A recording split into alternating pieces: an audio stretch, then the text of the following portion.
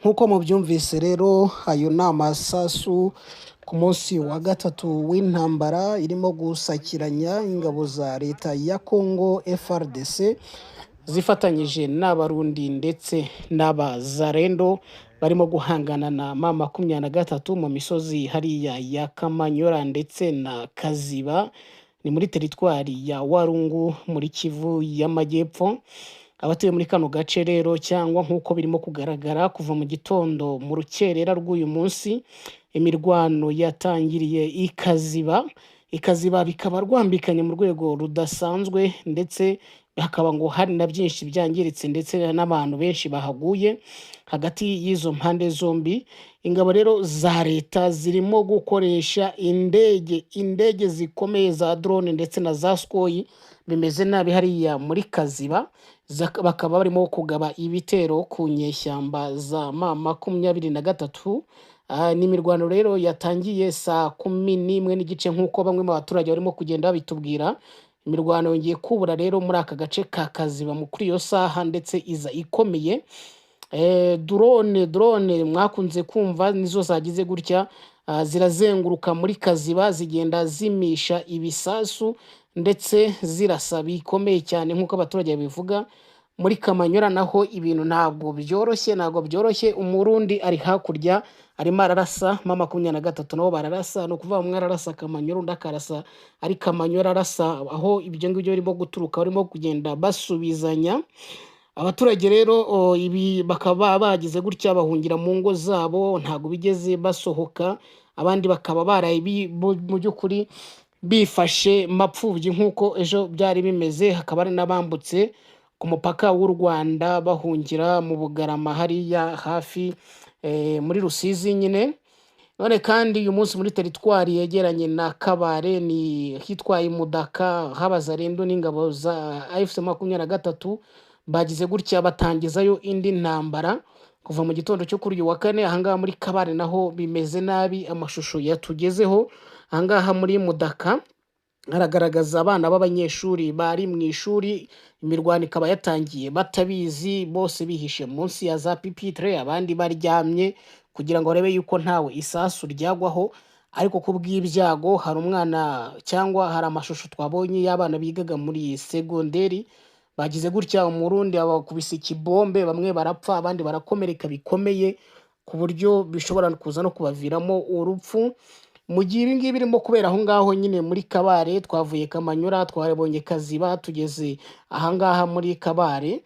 Ubu noneho tujye muri Nyangezi. Ahangaha ni muri mu bice bya hariya muri Kivu y'Amajyepfo, ndetse twambuke no muri Katogota. Hagaragara ituze ho, ntabwo habyukiye imirwano hano muri Katogota ndetse no muri Nyangezi. Amakuru arimo atugeraho hano ku kibuga cy'imirwano akaba avuga yuko hano Nyangezi na Katogota hamaze gufatwa na M23, ahubwo iki gihanganye ni ugukontorora Kamanyora yose nk'uko turimo kugenda tubibona. Iyi mirwano rero ikaba irimo kugenda yiyongera isaha ku yindi, ikagenda ikaza umurego. Mu kanya nibwo M23 yivuze yuko aho ngo muri Mudaka hariya muri Kabare igisasu cyageze gutya, abarundi babombarida ku ishuri, bica abana b'abanyeshuri barimo biga, bamwe barapfa abandi barakomereka. Ni mu gihe kandi mu kibaya cya Rusizi naho ibintu byongeye kudogera, byongeye gusa nabi cyane. Kugeza ubu ngubu barimo barumvikana urusaku rw'imbunda. Abaturage muri ako gace bakavuga ko urusaku rw'intwaro ziremereye ndetse n'izoroheje rwatangiye kumvikana mu misozi ya Rubarika, aho imirwano ikomeye iri kongera kwaduka, bikaba byakajije umurego. Imbunda zikaba zongeye mu by'ukuri kwerekeza imitutu yazo hariya ku misozi ya Ngomo ndetse no muri Kamanyora muri rusange, bikaba bikomeje kugenda nabi cyane. Umurundi ashaka gufata aka gace, M23 nayo ishaka kukagumana ndetse no kugafata kose kugira ngo ibone inzira iri buze kuyambutsa ijya muri Uvira naho butakikera, kuko FARDC na Wazalendo nabo bakomeje kugenda bakozanyaho tubutse ko ni intambara irimo kuba, nyamara hari amasezerano y'amahoro ateganyijwe mu kanya hagati y'u Rwanda ndetse na Kongo. Mu masezerano rero ubwaba ni ku rundi ruhande biteganyijwe ko iyi ntambara ishobora gukomeza kwaguka, kuko M23 imaze kwigarurira ibice bitandukanye birimo Mitimbiri, igice cya Rubarika n'imisozi ya Ruvungi nk'imisozi yaho. Iyi misozi rero y'aho hantu ikaba ari ingenzi ku bijyanye na operasiyo za gisirikare. Byose rero bikaba ari ibintu abantu bakomeje kugenda bahanga amaso, gusa abaturage bo bafite ubwoba, barasaba ubutabazi kugira ngo barebe yuko bakoroherwa n'ibi bitero bikomeje kugenda bigabwa. Murundi ameze nabi, yakamejeje arimo arabombareda ku rwego rudasanzwe. Ejo nibwo ibintu byakajije umurego nubwo byari byatangiye kuwa kabiri. Kuri ubu rero ihuriro ry'ingabo za Repubulika Iharanira Demokarasi ya Kongo, ahangaha iyo tuzivuze tuba turimo tuvuga ingabo za FRDC, tuba turimo tuvuga abarundi, tuba turimo tuvuga wazarendo, tuba turimo tuvuga n'abacanshuro barimo gufatanya nabo barahari, ugashyiramo n'ababirigi bahanganye n'ingabo za M23. Kuri ubu ngubu, kuri uyu munsi wakwita uwa gatatu, imirwano yasubukuye mu bice bitandukanye by'intara ya Kivu y'Amajyepfo. Wari uzi ko se no muri Uvira imirwano yagezeyo naho humvikanye amasasu menshi? Byose turabigarukaho, turibuze kugaruka no ku bindi birimo kugenda bitangazwa ku kibuga cy'imirwano. Rero tubariho twinjira. Ejo imirwano yasakiranyije impande zombi, yibanze cyane cyane mu bice bya Kamanyora na Katogota na Ruvungi, aho ibintu byari bikomeye, aho abaturage benshi kugeza ubu ngubu hari abaturage 200 b'Abanyekongo bahungiye mu Rwanda banyuze ku mupaka wa Bugarama, bakaba rero barahungaga imirwano aho ngaho. Abarundi bari bakamejeje, barimo barasa ibibombe biteye ubwoba. Kuri ubu rero amakuru atugeraho ari hariya, ubu ngubu uko bizindutse, urusaku rw'amasasu rw'imbunda zirimo machine gun ndetse na AK47 nirwo rwiganje muri centre ya Kaziba, hani muri teritwari ya Warungu. Ni ukuvuga ngo bikaba mu rukerera hagana saa 10 nibwo imirwano yongeye kubura muri groupement rero ya Ruvungi iherereye muri teritwari ya Uvira. Naho ntabwo ibintu byoroshye, haramukiye imirwano ikomeye ihanganishije AFC M23 n'ihuriro ry'ingabo za leta RDC. Naho mu gace k'amajyaruguru ya teritwari ya Kabale hose turibuze kugerayo tubabwire, abarwanyi ba wazarendo ho bagize gutya batera centre ya Mudaka. Abarwanyi ba FCM 23 bakaba baturutse i Bukavu bahangana nabo, bagerageza kubasubiza inyuma. Iyo mirwano rero yatangiriye mu bice birimo Katogota, Rubarika ndetse na Ruvungi muri Uvira na Kaziba. Ku itariki 2 nibwo twagize gutya twumva ngo muri Katogota, muri Rubarika, muri Ruvungi, ahangani muri Uvira ndetse no muri Kaziba ibintu byadogereye. Abaturage rero hara muri la centre ya Kamanyora ndetse muri hara muri Warungu bavuga ko mbere yuko imirwano itangira babonye basirikare benshi ba M23 bafite ibifaru biremereye n'intwaro ziremereye, barimo bajya ku burinzi. Murabizi ko ku cyumweru nibwo M23 yagize gutya imanura abasirikare, imanura imodoka 12, amakamyo 12 yuzuye abasirikare, ndetse harimo n'ibikoresho byinshi cyane. Amakuru rero yize wavuga yuko AFC M23 yamenye ko ingabo za Kongo n'izu Burundi na wazarendo bagiye kwigahabaho ibitero muri Kamanyora, dore ko ariyo yahagenzuraga, igahita ifata icyemezo cyo kubitanga kurasa. Hanyuma rero uku kubatanga kurasa niko kwatumye basakirana kuwa kabiri. Umuntu rero wa hafi mu buyobozi bukuru bwa M23 niwe bugize gutya ishura ko ibisasu byumvikanye mu gitondo cy'itariki ya 2 Ukuboza byarashwe n'abarwanyi babo, kandi ko byahungabanyije bikomeye ihuriro rya leta ya Kongo FRDC. Ibi ngibi bihuye n'ibyatangajwe na General Sylvain Ekenge uvugira FRDC. We wivugiye ati M23 niyo idashaka gahenge, no yatangije imirwano hano muri za Kamanyora n'ahandi.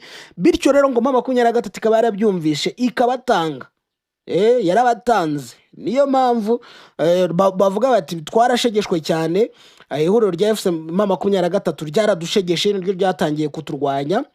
Ugasanga rero nibyo bintu bavuga. N'uyu muyobozi wo muri M23 niwe wabisobanuye, avuga yuko baratanguranwe barabatanga.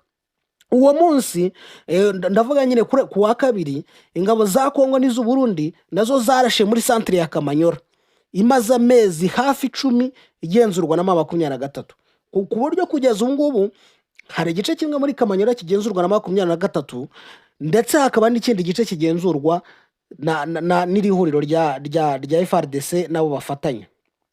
Ibisasu rero by'abarundi na FARDC byasenye inzu hariya muri Kamanyora, ndetse n'ibindi bikorwa remezo. Hari amashuri twavuze, hari centre de santé twavuze, hakaba harapfuye n'abaturage, abandi barakomereka. Reka twambuke noneho tudatinze tujye muri sheferi ya Kaziba, naho harashwe ibisasu bisenya inzu z'abaturage. Ni ukuvuga ngo hari abaturage barenga 20 barimo umuyobozi wa groupement ya Muhumba n'abana be 4 bishwe. Uyu munsi rero uko ibintu bihagaze kugeza mu ijoro ry'ejo, wabonaga yuko M23 iri mu ntera ya kilometero 1 yerekeza muri Ruvungi, ariko noneho ukareba bakavuga ko M23 ngo yirinze kwinjira bwangu muri Ruvungi mu rwego rwo kwirinda ko ubuzima bw'abaturage bwahungabana, n'abaturage bakatikirira, bafata icyemezo ngo cyo kuzenguruka Ruvungi ntibayifata. Ejo kuwa gatatu rero imirwano none yarubiye muri Kivu y'Amajyepfo, ihuriro rya FARDC ryongera kurasa ibisasu muri Kamanyora no muri Kaziba. Ibi bisasu rero byarashwe bikaba byaraturutse mu Burundi, kandi abaturage byishe barahari, ndetse harimo n'abandi bakomeretse. Mu gitondo cy'uyu munsi, mu gihe Washington hategerejwe isinywa ry'amasezerano hagati ya leta y'u Rwanda ndetse na leta ya Kongo, haramutse indi mirwano ikomeye cyane, bityo abantu bakibaza niba aya masezerano ari buze kuzana amahoro. Cyane cyane rero iyi mirwano yaramutse uyu munsi yaramukiye mu kibaya cya Rusizi, aho ibisasu binini cyane byongeye kumvikana. Mu gihe mu kibaya cya Rusizi muri teritwari ya Uvira mu ntara ya Kivu y'Amajyepfo hari hamaze gusa naboneka gahenge gatoya, ubu ngubu imirwano yongeye kubura mu masaha ya mu gitondo kuri uyu wa kane ku itariki 9 z'ukwezi kwa 12, aho hakomeje kumvikana ibisasu bikomeye n'urusaku rw'imbunda ziremereye cyane. Amakuru rero yemezwa n'abaturage bahariya arabavuga ko urusaku ngo rw'intwaro ziremereye n'izoroheje rwatangiye kumvikana mu misozi ya Rubarika, aho imirwano ikomeye iri kongera kwaduka. Hakaba hakomeje kwibazwa mu by'ukuri agahenge kari buze kuva he. Imbunda ngo zongeye guturika, barimo ngo barumva amabombe n'ibisasu bikomeye biva mu misozi ya Rubarika.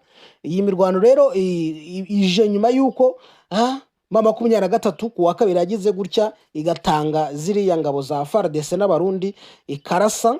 Bikaba biteganyijwe ko iyi ntambara ishobora gukomeza kwaguka, kuko M23 imaze kwigarurira ibice bitandukanye birimo Mitimbiri, igice cya Rubarika n'imisozi ya Ruvungi, aho Ruvungi yagize gutya ikayikikiza ikanga kwinjiramo indani. Ni ukuvuga ngo iyi misozi rero ikaba ari ingenzi cyane kuri M23, ndetse ikaba izanayifasha kuba yakomeza igafata Uvira centre. Abatuye rero mu kibaya cya Rusizi bakaba bakomeje gutaka bavuga ati nyamuneka mudutabare, ubuzima bwacu n'umutekano bimeze nabi.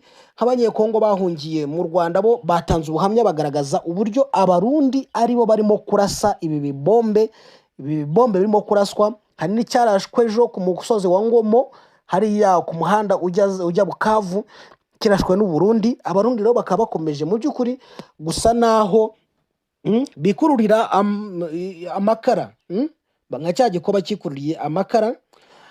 Amakuru rero yihutirwa atugezeho ubu ngubu nuko ngo imirwano yo kuri uyu wa kane hagati ya M23 na coalition ya FARDC ngo iri muri sheferi ya Kaziba, teritwari ya Warungu. Ubu ngubu niho bimeze nabi.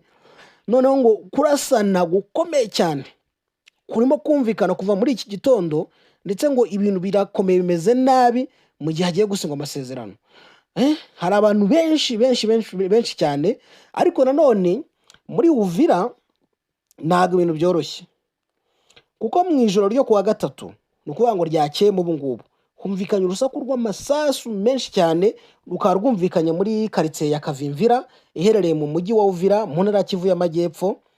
Ibi ngo bikaba byateye impagarara n'icyo bagikomeye mu baturage bahatuye. Kugeza ubu icyateye masasu ntabwo kiramenyekana neza, ariko hari amakuru yibanze yemeza ko ayo masasu yakomeje kumvikana kugeza mu masaha akuze y'ijoro, nubwo ngo nta muntu uremezwa niba ari inde, ariko ngo birakekwa ko ari Wazalendo ndetse na FARDC barimo barasana nk'uko basanzwe babigenza. Ibi rero byabaye mu gihe umutekano ukomeje guhungabana hariya muri za Rusizi, aho imirwano ikomeje kuva ku wa kabiri. Hakaba rero mu by'ukuri abarundi nanone bakomeje kugira gute, bakomeje gushinjwa cyane kuba aribo barimo kurasa Kamanyora, kuko nk'ubu ngubu amakuru dufite aturuka Kamanyora aravuga ko ingabo z'u Burundi zahateye ibisasu bikomeye, bikaba byarangije byinshi mu mitungo y'abaturage ndetse bikomeretsa n'abasivili, nk'uko byemezwa n'umwe mu baturage. Bavuga ko ibisasu ngo byarashwe byakomerekeje abantu benshi ndetse bisenya n'amazu akomeye arimo n'inyubako y'ibiro bya Groupement ya Kamanyora hariya. Ati ibisasu by'ingabo z'u Burundi byakomerekeje umuntu umwe wahise acika ukuboko, undi agakomereka bikomeye ku Kibero. Amazu atatu y'abaturage yasenyutse kimwe n'inyubako ya Groupement. Uyu akakomeza avuga ko imbunda zateye ibyo bisasu zashyizwe mu misozi ku ruhande rw'u Burundi. Iyo misozi ikaba iteganye na Ruvungi, mu gihe izindi zari zashyizwe hafi ya Ruvungi. Abatangabuhamya rero bakavuga ko ibisasu byatewe birenga 11. Abarundi ngo bateye ibisasu birenga 11, bikaba rero ngo bikomeje gutera impungenge abaturage barambuye ikibaya cya Rusizi. Hakomeje kumvikana imirwano iremereye, imirwano ikaze hagati y'ihuriro rya M23 n'ingabo za leta n'iz'u Burundi FDL ndetse na Wazalendo.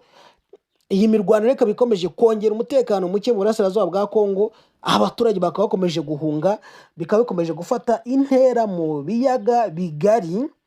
Wakitegereza rero ukareba noneho n'ibyo M23 imaze gutangaza.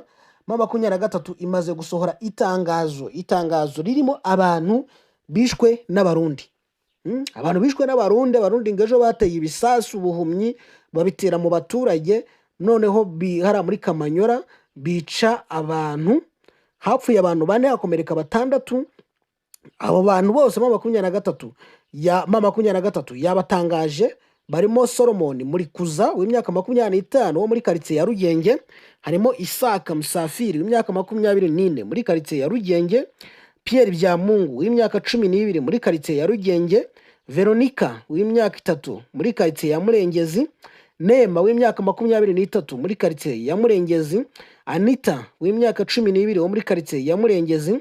Ibyo bitero ngo byibasiye rero abasivili, ngo bikaba bigamije guhungabanya cyangwa byangiza bihonyora amahame mpuzamahanga cyangwa uburenganzira bwa muntu mpuzamahanga. Bikaba rero ari ibintu bidakwiye ngo kwihanganirwa. M23 ikaba itari buze kubyihanganira. Bikaba ari ibintu mu by'ukuri bikomeje gukara hariya. Ariko rero natwe turahari kugira ngo dukomeze tubakurikiranire iby'iyi mirwano, uko isaha n'isaha bigenda bihinduka turagenda tubibagezaho. Mukomeze kubana natwe, kora subscribe, kora like, kora share, jya muri comment twandikire utubwire uko ubyumva. Byose turabyakira kandi turabyakira neza. Ukomeze kubana natwe rero, murakoze kuba mudukurikira kandi turabifuriza gukomeza kugira amahoro y'Imana.